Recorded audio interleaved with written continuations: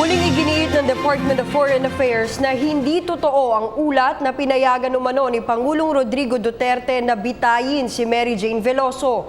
Ayon sa DFA, maaring iba ang naging interpretasyon ng panig ng Indonesia dahil sa magkaibang lengguwahe.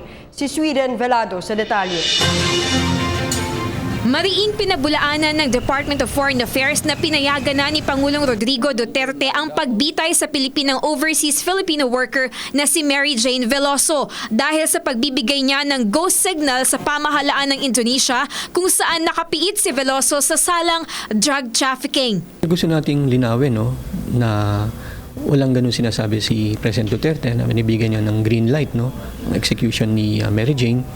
Ang sinabi niya ay nirerespeto niya ang judicial processes ng Indonesia at tatanggapin niya kung ano mga final decision ng Indonesia tungkol sa case ni Mary Jane. Paliwanag ng tagapagsalita ng DFA na si Assistant Secretary Charles Jose, maaaring iba ang naging interpretasyon ng panig ng Indonesia dahil sa magkaibang lengguwaheng ginamit. Kasi yung conversation na it might have been President Widodo might have been speaking in Bahasa, no? Si President Duterte in English. Maaring yun ang interpretation ng Indonesian side sa sinabi ni President Duterte. Pero sa panig natin, malinaw na hindi yun ang intention, hindi yun ang meaning na kanyang sinabi.